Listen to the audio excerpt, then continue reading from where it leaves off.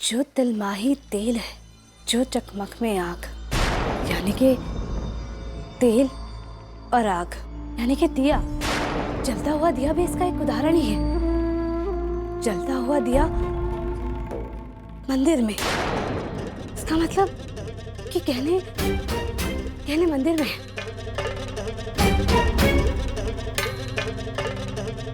अरे थानेदार ने तो हमारे सोचने से पहले ही खेल खत्म कर दिया। मैं क्या करूंगी? मैं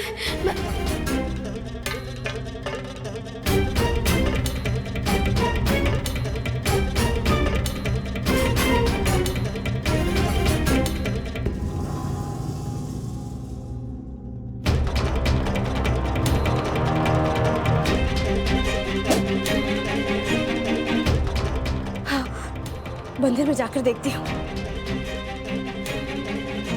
जेठानी जी, एक मिनट। बहुत तेल गिरा हुआ है, आप गिर सकती हैं। हिलिएगा मत। मैं चतुरी को भेजती हूँ साफ करने के लिए। हिलिएगा मत, मैं अभी आई।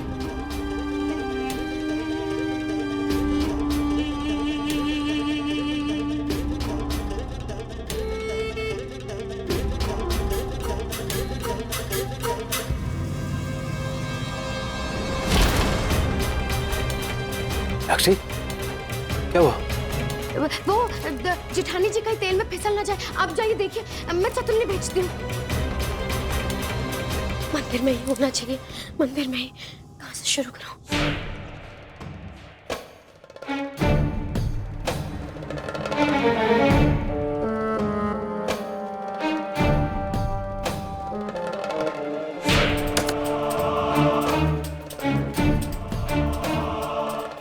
लगता है जेठानी जी की अकल को ना इस बार भी कच्चा हो गया, कहीं कुछ को नहीं है।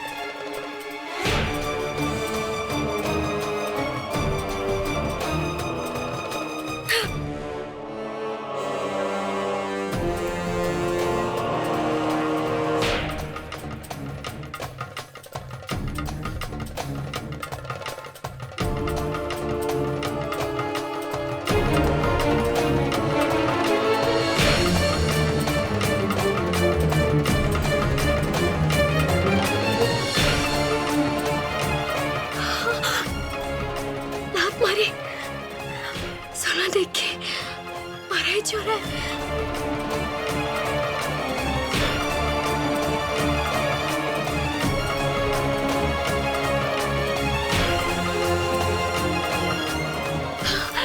गहने मिल गए, गहने मिल गए। क्या पागल हो गई तू? ये गहने गहने कम से कम 1.5 करोड़ के तो होंगे। ताई सभी तो वही कह रही थी। हाँ,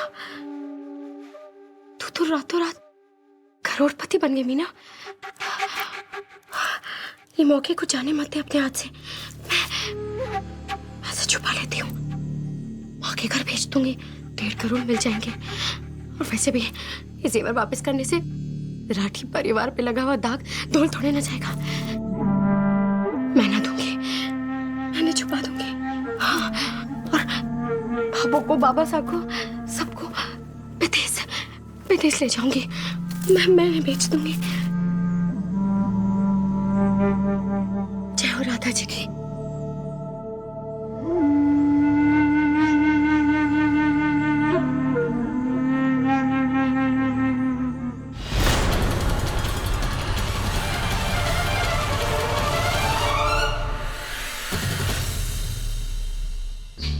सूरज जी, मुझे पूरा विश्वास है कि गोविंद लाल के पहेली के हिसाब से वो गहने यहीं पर होंगे।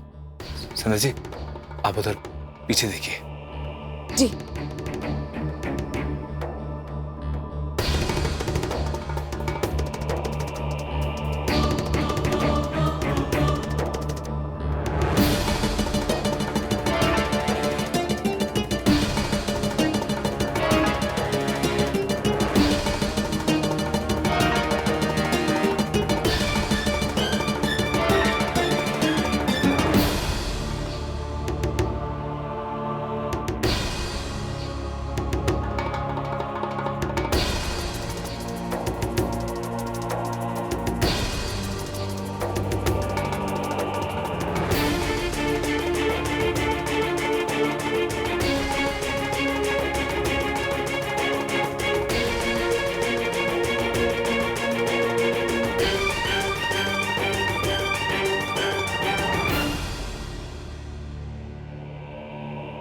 संध्या जी, कुछ मिला वहां पे? नहीं सूरज जी, यहाँ भी कुछ नहीं मिला। हर जगह तो देख लिया संध्या जी, अब क्या करेंगे? गहने तो कहीं नहीं दिखे। जेठानी जी, गहने मिले क्या? नहीं मीनाक्षी, गहने नहीं मिले। लेकिन आपकी पहेली के हिसाब से तो जो, खैर जाने तो, पहेलियां तो बच्चे बुझाते हैं।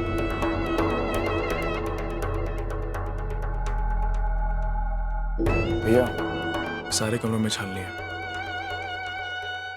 पर गहने कहीं नहीं मिले।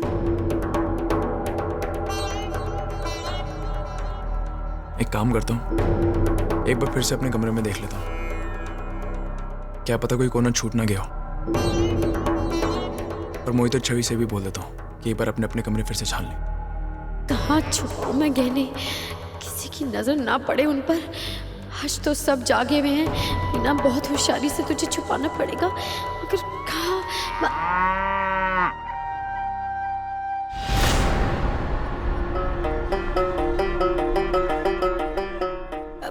मैं जरा पानी पी के आती हूँ।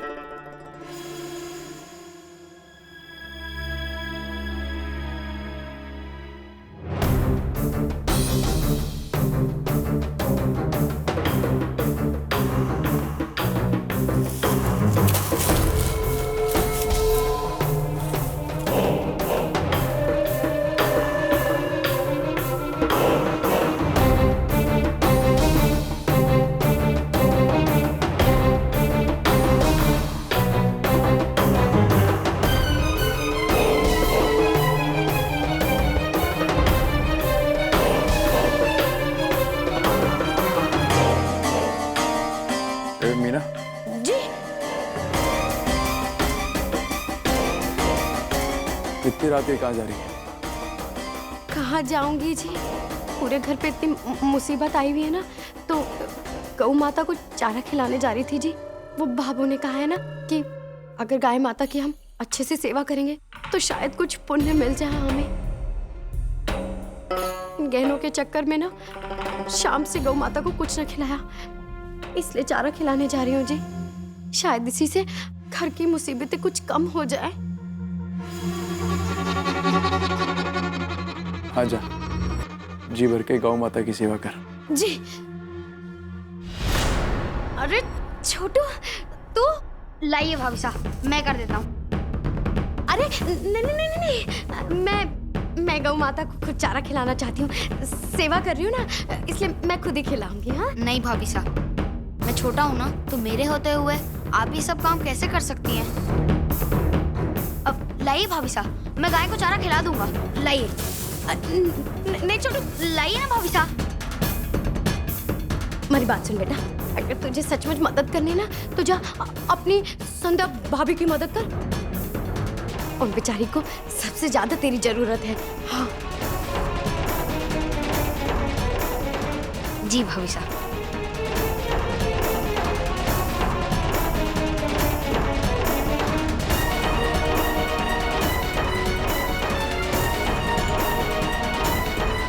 भाभी काफी कमजोर हो गई है बीमारी की वजह से। चारे को ऐसे पकड़ रखा है जैसे 10-20 किलो का वजन हो।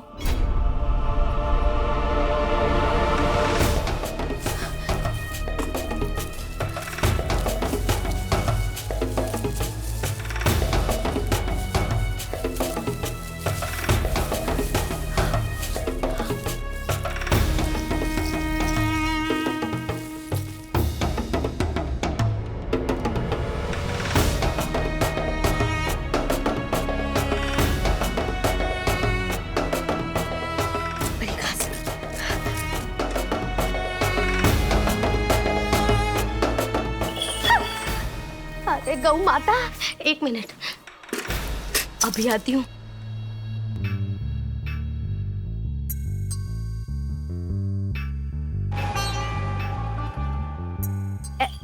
ये लीजिए गौ माता, जल्दी से खाइए और फटाफट से खूब सारा गोबर कर दीजिए। खत्म हो गया, और लाती हूँ।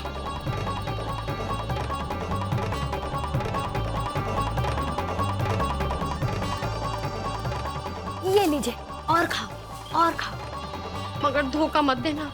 जल्दी से खूब सारा गोबर चाहिए हमारे को। हाँ,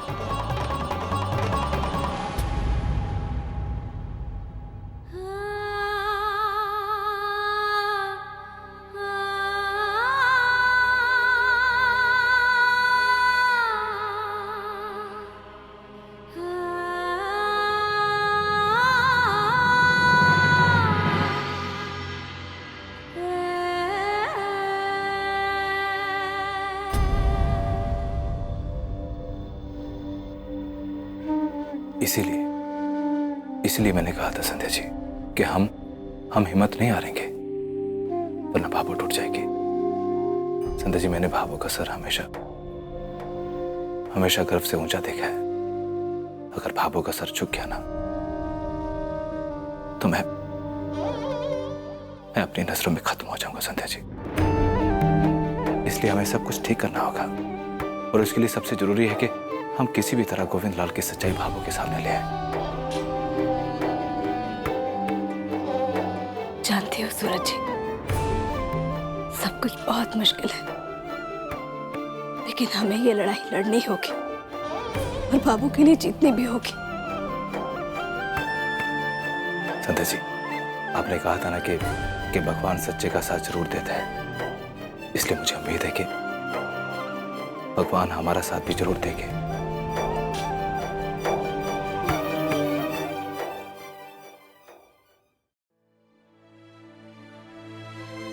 अरे करो तो सही, गोबर तो करो।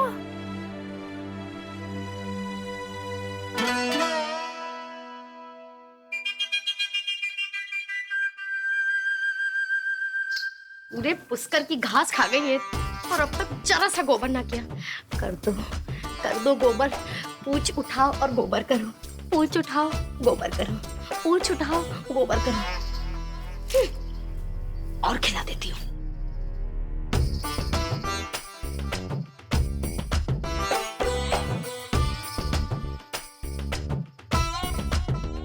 ये लो गौ माता, और खाओ। अब गौ माता ज्यादा लाड में ना आओ, फटाफट से दे दो, यहाँ हमारी जान निकली जा रही है। इतने जेवर देखकर जल्दी से करो।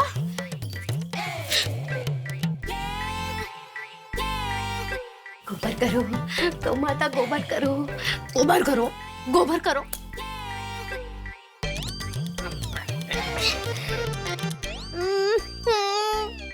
हाथ पे थोड़े करने को कहा था। खैर मीना, कोई बात नहीं, ये भी प्रसादी समझ।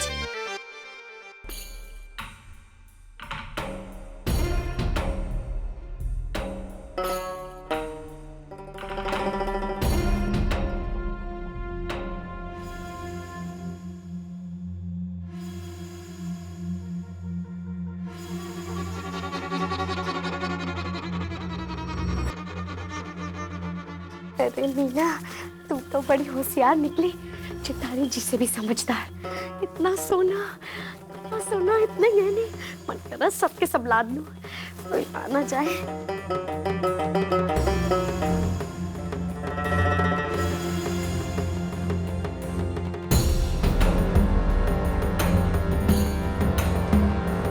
अरे इन दोनों को निकाल देती हूँ, वरना भूल जाऊंगी किसमें क्या रखा है।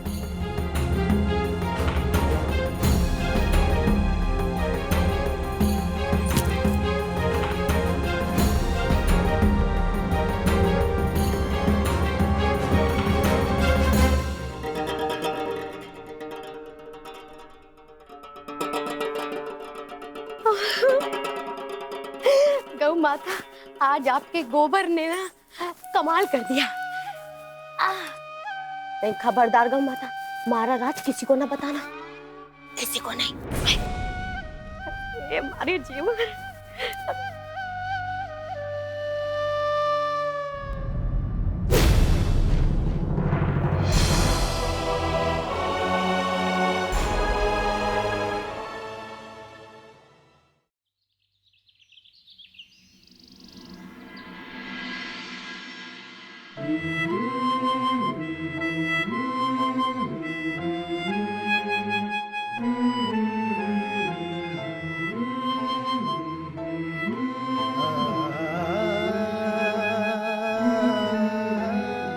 सारा घर छान मारा, लेकिन गहने अभी तक नहीं मिले और अब तो सिर्फ कुछ ही घंटे बाकी रह गए। 11 बजे तो। दूध ले लो जी।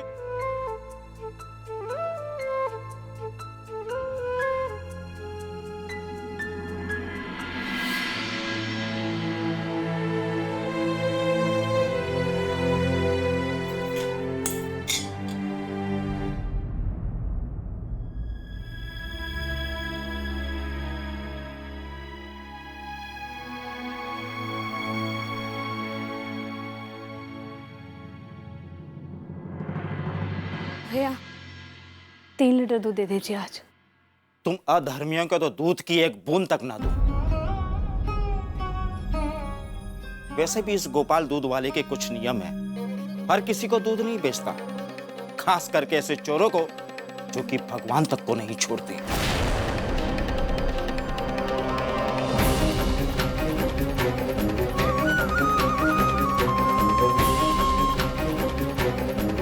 सालों से जिस परिवार को आप जानते हैं और जिस परिवार ने आपको आपके दूध के समय पर पैसे दिए हैं, उस पर चोरी का इल्जाम लगाते एक बार भी नहीं सोचा आपने? सिर्फ सुनी सुनाई बातों पर विश्वास कर लिया। वो तो आज महाशिवरात्रि के उस समय सारी पोल खुल जाएगी कि कौन कितना सच्चा है।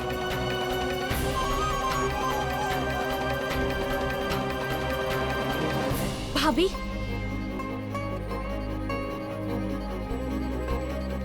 जिनके सर पर खुद गौमाता का हाथ हो, उन्हें इन जैसे दूध वालों के आगे बर्तन नहीं फैलाने पड़ते। ये लीजिए हमारी गौमाता का दूध।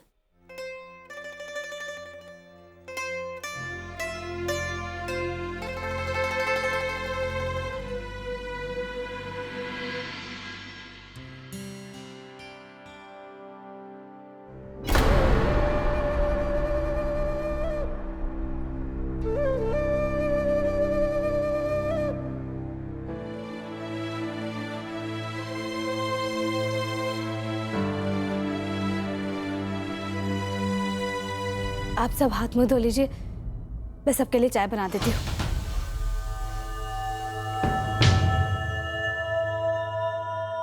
भाभो, आज शिवरात्रि है ना, मैं थोड़ा सा कच्चा दूध अलग निकाल के रख देती हूँ शिव जी पर चढ़ाने के लिए। और मोहित, तुम्हें ऑफिस जाना होगा ना, तुम जाकर जल्दी से तैयार हो जाओ। नहीं भाभी, आज मैं ऑफिस नहीं जाऊंगा। सारा शहर तो आगे ही दुश्मन बनकर बैठा है। आज तो रिक्शे वाला भी रिक्शे पे नहीं बैठाएगा।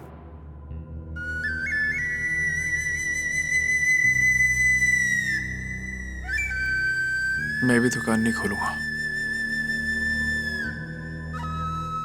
वैसे भी कोई आएगा नहीं। लेकिन मैं दुकान जाऊंगा।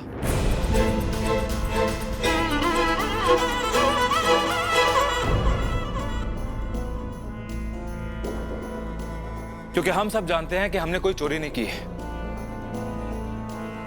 और कोई पाप भी नहीं किया है। क्यों लोगों के डर से हम अपना मुंह छुपाते फिरे? बताओ। और मुझे अपने भगवान पे पूरा विश्वास है और सच्ची आस्था भी है, इसलिए मैं जानता हूं कि भगवान के घर में देर है अंधेर नहीं है। वो अपने सच्चे बंदों का साथ जरूर देता है।